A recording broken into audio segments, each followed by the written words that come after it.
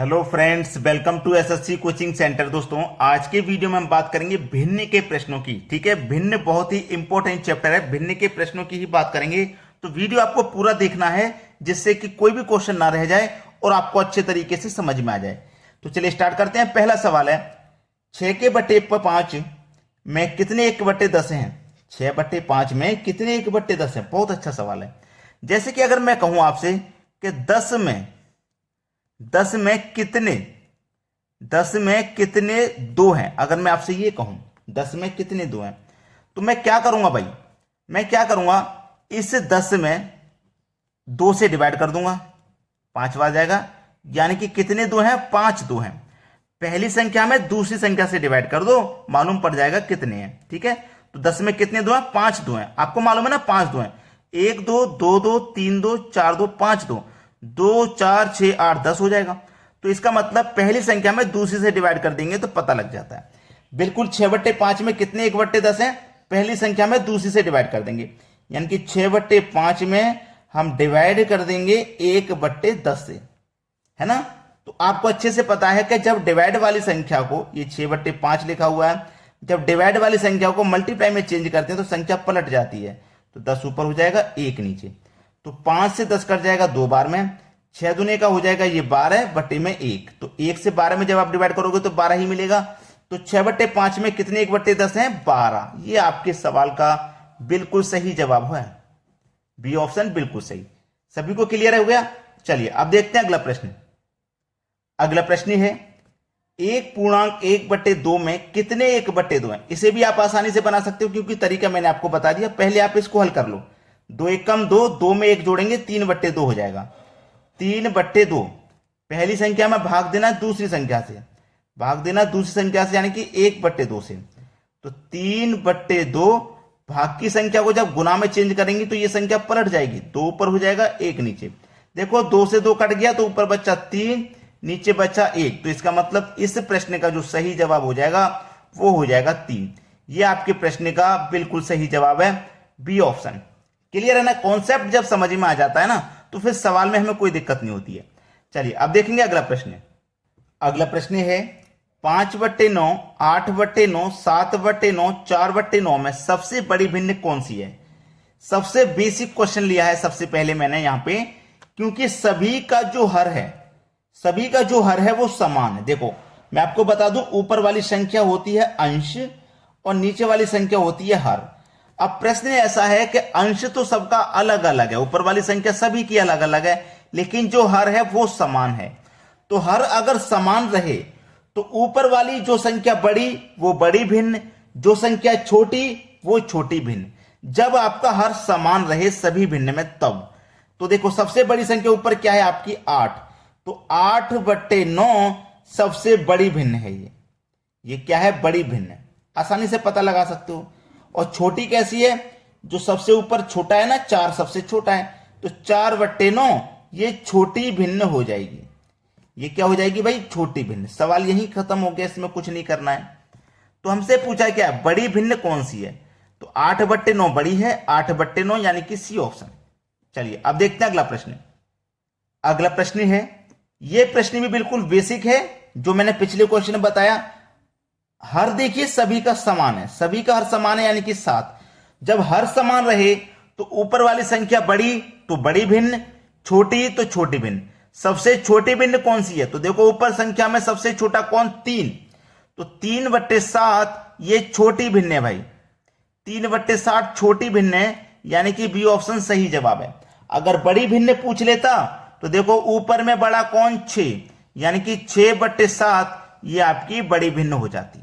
तो आसान है ना, जब हर समान हो तो छोटी भिन्न बड़ी भिन्न पहचानना आसान है। चलिए अब देखते हैं अगला सवाल। अगला प्रश्न है, निम्न में से सबसे छोटी भिन्न कौन सी है? एक भिन्न ये है, दूसरी ये है, तीसरी ये, चौथी ये। सबसे छोटी भिन्न कह रहा है। अब देखिए यहां पर हर अगर समान होता ना सभी का तो हम आसानी से बता देते, लेकिन अब हर समान नहीं है।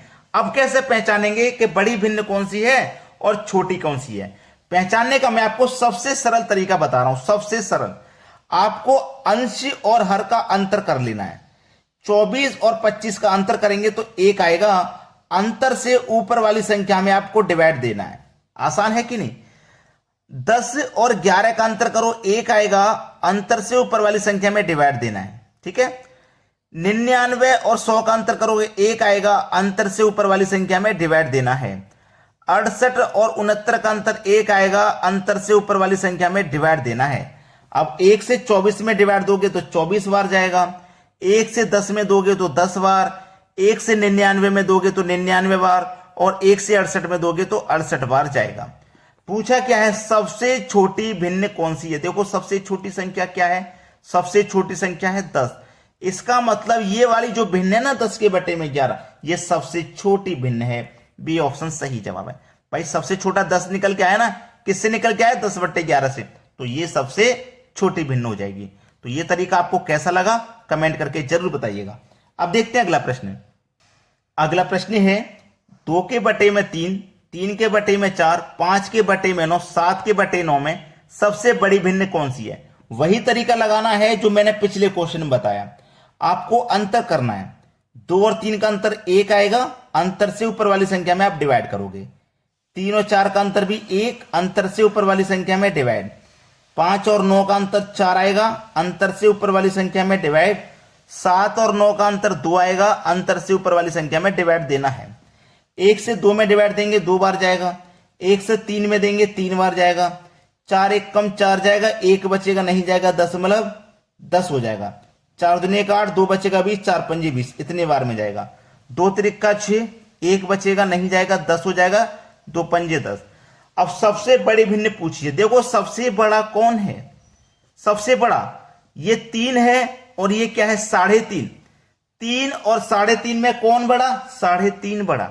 मतलब 7 बटे 9 सबसे बड़ी भिन्न हो जाएगी। पहला ऑप्शन सही जवाब। अगर छोटी भिन्न पूछ लेता तो सबसे छोटा 1.25 है, यानी कि 5 बटे 9 सबसे छोटी भिन्न है। लेकिन हमसे तो बड़ी पूछी गई थी तो हमने बड़ी बता दी। चलिए अब देखेंगे अगला सवाल। अगला प्रश्न है 2 बटे 3, 3 बटे 5, 5 बटे 6 में सबसे बड़ी तथा सबसे छोटी भिन्न का अंतर क्या है? भाई सबसे छोटी भिन्न पता करनी है, सबसे बड़ी, फिर दोनों का अंतर। चलिए तरीका वही है बड़ी भिन्न और छोटी भिन्न निकालने का जो मैंने आपको बताया। दोनों का अंतर करो, 2 और 3 का अंतर 1, अंतर से ऊपर वाली संख्या में डिवाइड।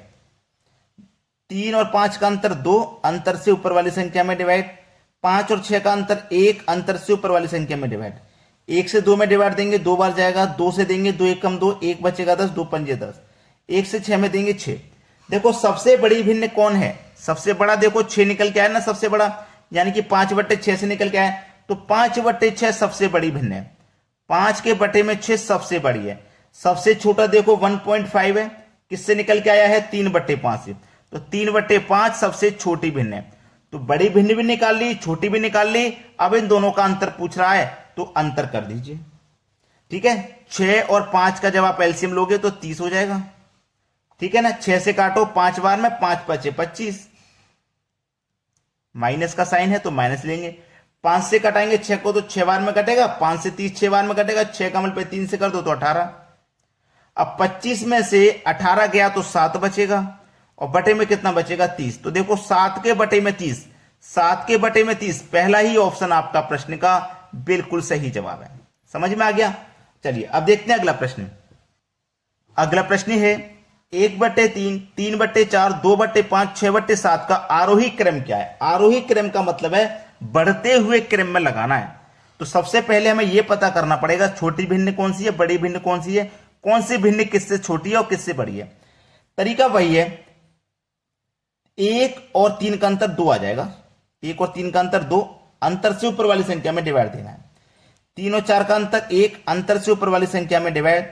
2 और 5 का अंतर 3, अंतर से ऊपर वाली संख्या में डिवाइड। 6 और 7 का अंतर 1, अंतर से ऊपर वाली संख्या में डिवाइड। 2 से 1 में डिवाइड देंगे 0.5 आ जाएगा। 1 से 3 में देंगे 3, इससे देंगे तो नहीं जाएगा, 10 हो जाएगा। 3 6 18, फिर से 3 6 18, यही है। 1 से 6 में जाएंगे 6 बार। अब हमें आरोही क्रम में लगाना है। आरोही क्रम का मतलब होता है बढ़ते हुए क्रम में, यानी कि सबसे पहले रखेंगे हम सबसे छोटी भिन्न, सबसे पहले सबसे छोटी, फिर उससे बड़ी, फिर उससे बड़ी, लास्ट में सबसे बड़ी। जैसे 1 2 3 4, सबसे छोटा 1, 1 से बड़ा 2, 2 से बड़ा 3, 3 से बड़ा 4, इस तरीके से लगाना है क्रम में। तो देखो सबसे छोटा कौन है, 0.5 या 0.6, 0.5 या 0.6 सबसे छोटा कौन है भैया, जो पॉइंट में जितना नीचे चलता जाएगा वो सबसे छोटा होगा। तो 0.6 देखो सबसे छोटा है, 0.5 से भी छोटा है 0.6, यानी कि 2/5 सबसे छोटी भिन्न है, 2/5 सबसे छोटी है, 2 के बटे में 5 सबसे छोटी है। इससे बड़ी कौन सी है, 0.5 यानी कि 1/3। अब इससे भी बड़ी कौन है, 3 यानी कि 3/4। सबसे बड़ा 6 यानी कि 6/7। तो ये आपके सवाल का सही जवाब हो गया। आरोही क्रम में हमने इसको लगा दिया, आरोही क्रम में हमने इसको लगा दिया। कभी कभी अवरोही क्रम भी पूछ सकता है। अवरोही का मतलब होता है कि पहले लिखो सबसे बड़ी, फिर उससे छोटी, फिर उससे छोटी, लास्ट में सबसे छोटी। आरोही क्रम में छोटे से स्टार्ट करते हैं, बड़े तक लिखते जाते हैं, और अवरोही में बड़े से स्टार्ट करते हैं, छोटे तक लिखते जाते हैं, ऐसा होता है। चलिए अब देखेंगे अगला सवाल। अगला प्रश्न है 3/5 तथा 7/3 के व्युत्क्रमों का योग क्या है। व्युत्क्रम का योग पूछा है, तो देखिए करना क्या है आपको, आपसे बोला 3/5 तथा 7/3 के व्युत्क्रम, इन दोनों का व्युत्क्रम का योग। तो व्युत्क्रम का योग कैसे निकालेंगे, इनका पहले व्युत्क्रम कर दो ना, इनको पलट दो भाई। देखो 3/5 है तो 3/5 का व्युत्क्रम क्या हो जाएगा, 5/3 है ना। 7/3 है तो इसका व्युत्क्रम क्या हो जाएगा, 3/7। व्युत्क्रम हमने दोनों का कर लिया, अब दोनों का योग पूछा है, योग पूछ रहा है तो योग निकाल लीजिए बस। चलिए 3 और 7 का एलसीएम कितना आ जाएगा, 3 7 21 आ जाएगा। 3 से कटाएंगे 21 को 7 बार में, 7 पंजे 35, प्लस का साइन है प्लस ले लो। 7 से कटाएंगे 21 को 3 बार में, 3 3 9। अब 35 और 9 को आप जब जोड़ोगे तो 44 हो जाएगा, और बटे में कितना 21। तो 44 के बटे में 21 किस ऑप्शन में, ये देखिए 44 के बटे में 21 डी ऑप्शन में दिया गया है। तो ये हो जाएगा आपके प्रश्न का बिल्कुल सही जवाब। अब देखते हैं अगला प्रश्न। अगला प्रश्न है किसी संख्या का 3/4 9 है तो वह संख्या क्या है। देखो किसी संख्या का हमको पता नहीं है किस संख्या का, तो हम मान लेते हैं एक्स संख्या का। जब हमें कोई संख्या नहीं पता होती तो हम उसे एक्स मान लेते हैं, ठीक है। तो किसी संख्या का 3/4, किसी संख्या मतलब एक्स का मतलब मल्टीप्लाई, कितना 3/4, 3/4 कितना है 9 है, 3/4 हमारा कितना है 9 है। तो वह संख्या क्या है, यानी कि एक्स का मान पूछ रहा है क्या। देखो बराबर में कट जाता है तो 3 से 9 कट जाएगा 3 बार में, 3 चौके कितना हो जाएगा 12। इधर देखो एक्स बचा, 4 त्रिका 12, तो हमारे पास वह संख्या क्या होगी 12 हो जाएगी। ये आपका सही जवाब हो जाएगा, बी ऑप्शन बिल्कुल सही। अगर आपने वीडियो को अभी तक लाइक नहीं किया तो लाइक कर दो, और यदि शेयर नहीं किया है अभी तक तो शेयर कर दीजिए, इतना काम जरूर कर दीजिए भाई। ठीक है दोस्तों, धन्यवाद।